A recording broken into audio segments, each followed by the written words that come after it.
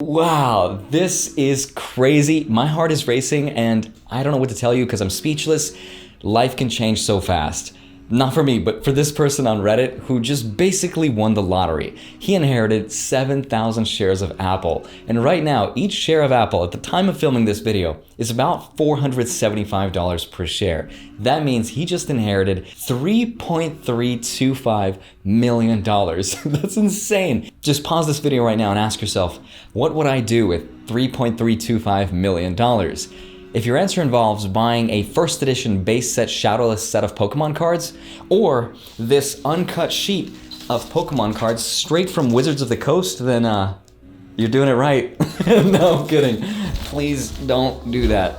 Don't be like me. Now, obviously this will be different from person to person as far as what they'll choose to do with their money, because there's a lot you can do, like buy 3 mansions and pay them off. You can buy 66 Tesla Model 3s and pay them off, or you can pay off 1 semester of college tuition plus books. Now those are all great options, but there's a few things that you need to do, because if you can do this right, you will never run out of money and you will set yourself up for success for the rest of eternity, because you can take that money and pass it down from generation to generation, and none of your family members will ever have to work a day in their life for anyone else ever again. So I've put together a list on what anybody should do in case they experience a windfall of a ton of money step by step, including how to handle your taxes, because you're obviously not going to inherit that $3 million just for free if you decide to sell those stocks later on. But first, disclaimer time. Don't take advice from strangers or the internet.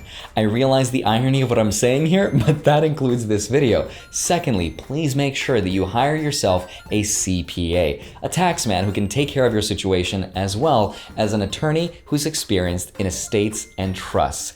Thirdly, just get off r/Wall Street bets. It is not good for your wallet or your mental health.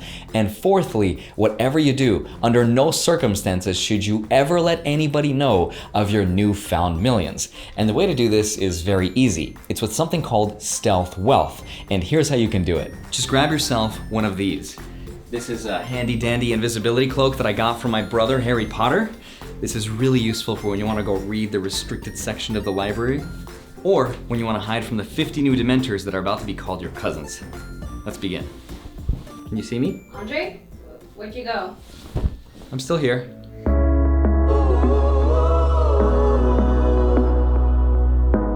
Hi, my name is Andrei Jikh. Hope you're doing well, and let's just get right into it. The person who inherited the 7,000 shares of Apple actually got it as a result of his grandfather passing away from cancer.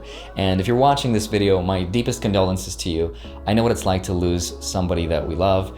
My grandma actually passed away earlier this year. She was in a few of my videos. And it's sad because no amount of money has ever replaced the people that we love, and no amount of money ever bought a second of time.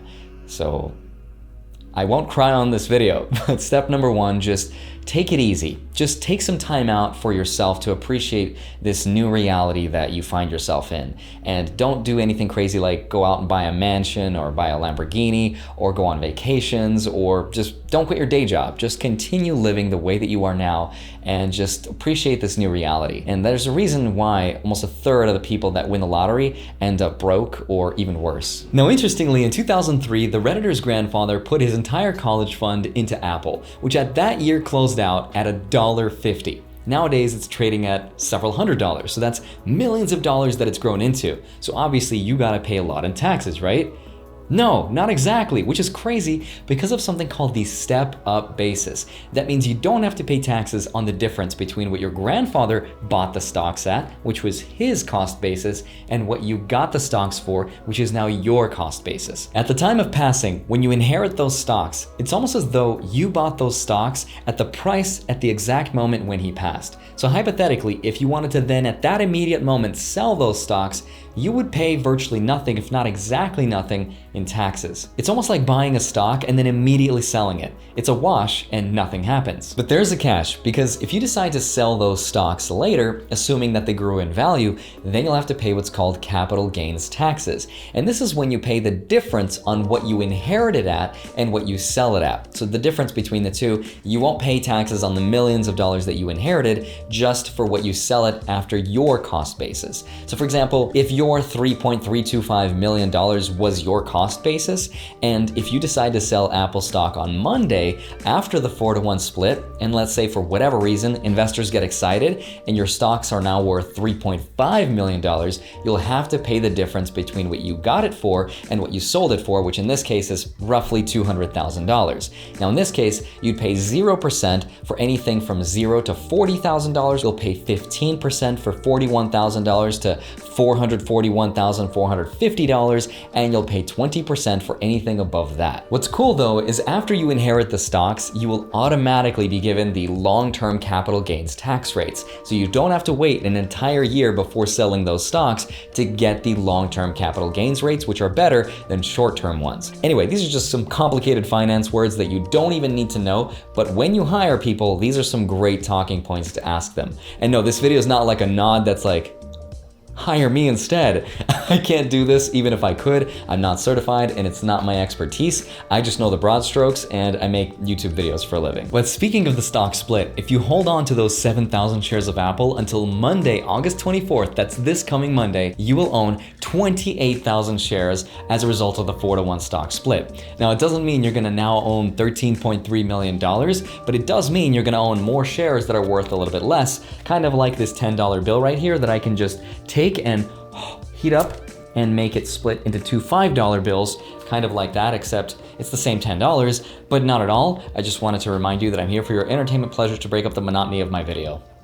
Now, Apple is literally my favorite stock. I wish I had more, but also if I had $3 million, I would never put it all into any single stock, no matter what it is. And that's because at this point, if you had $3 million, you don't need to risk that money. At this point, the goal should be to preserve the wealth and start to make an income from your money rather than risk it to make even more money. You just don't need to at this point. So that's why I would start diversifying, and I would sell most, if not all, of my shares of Apple, and then I'd start putting it into different investments. So you can do this by selling all of your stocks right away or 10% at a time to dollar cost average out of the market. But before we do that, there's a few priorities we need to take care of first. Number one, pay off those loans. Your auto loans, credit cards, student loans, personal loans, any loans, get rid of them. You don't have to pay off your mortgage necessarily, especially if you have a really low interest rate on it. My benchmark is 4% or greater. I will focus on my mortgage. Otherwise, your money's better suited for the stock market or invested in real estate, especially because money is so cheap to borrow now. Now, once you've sold some stonks and you got some cash and you've paid off those high interest rate debts, then consider getting yourself a high yield savings account, because you want your money to make money while your money just monies and sits around, because you don't want to be losing it to inflation. And the second thing you have to remember is you've got $3 million, and at this point, you don't want to keep it in any single bank account because you'll exceed the FDIC limit of $250,000. Because if your bank fails, all you'll get back is that $250K, and the rest goes down the drain. Not a problem when you're a peasant, but when you're wealthy, that's something to consider. And I realize it's kind of a pain in the butt to manage almost 13 separate bank accounts, but you gotta do it if you want to minimize your risk. And if you want to have that money invested instead, then you're looking at SIPC insurance coverage, which is standard for every large brokerage, and that covers you up to $500,000 in stocks. Of that, $250K can be in cash. So don't let any single account in your brokerage exceed that limit. Okay, now we can finally start investing. This one is subjective and it varies from person to person, but if you like to make passive income without ever lifting a finger, then consider buying a low-cost dividend yield ETF.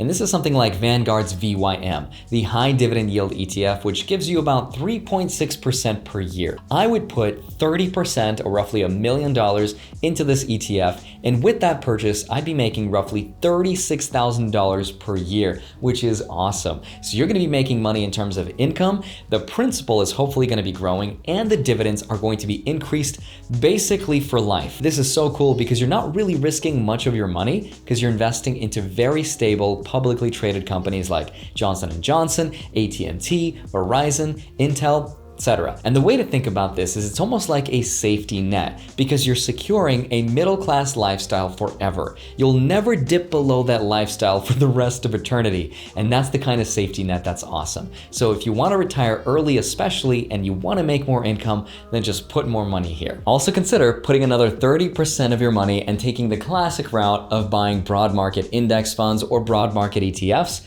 My two favorite are VOO and VTI, which I own. You could just leave your money in there until you're ready to retire and you'll be good to go. If you haven't already done that, do that in a Roth or a traditional IRA account. But before you do, ask your finance people about something called the backdoor Roth IRA or the mega backdoor Roth IRA. Now, these are really complicated finance instruments, which I can make a whole separate video about, but I'm not going to because nobody would ever watch those. But your finance people should know what I'm talking about. And if they don't, hire some new people. But doing this index fund strategy is going to get you the most amount of money with the least amount of work. The downside to this is that if you like excitement, then this is the most boring route you can take. But I promise you, if you can avoid checking every single day what your investments are doing, then chances are 20 to 30 years from now, you're gonna be far better off than you are today. So if you wanna have that classic retirement in your 60s, then this is the best route to take. Next up, I would invest another 30% or roughly $1 million into real estate.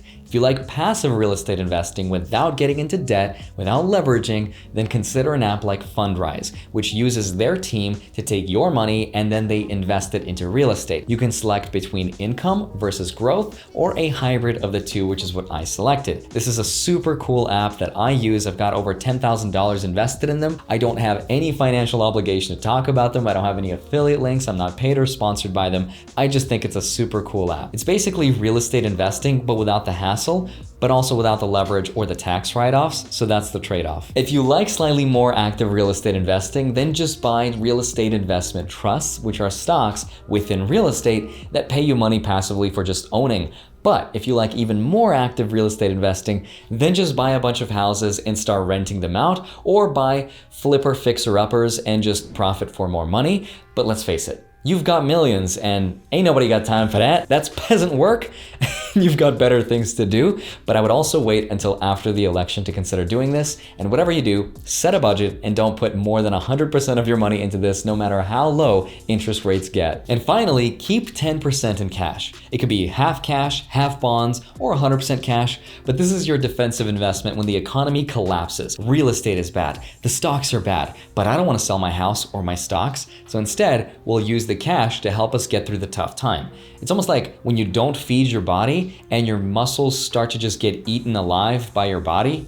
I'm not a nutritionist, but that analogy made sense in my head. And if you can invest this $3 million at 4%, which is conservative, you're gonna easily make $120,000 per year for the rest of eternity without ever running out of money, because that $3 million that's invested is growing faster than you can use it. Think of it like a tree that's growing way quicker than you can eat the fruits. It's amazing. Plus, you'll have another 100 to 200K that you can just use as fun money. And while you're having fun, just make sure that you avoid doing this. Don't ever let people borrow money. Maybe not even your parents. Make sure to set aside some percent to help your parents maybe pay off their debt or buy them a house. I did that earlier this year. Or maybe you want to set aside some to donate to charity, and it's one of the few things in life that actually will make you feel good. But don't let people borrow money. It's a never-ending rabbit hole. And don't hire a financial advisor. They're just going to sell you products that make them money and commissions. Just stick to your broad market index funds, ETFs,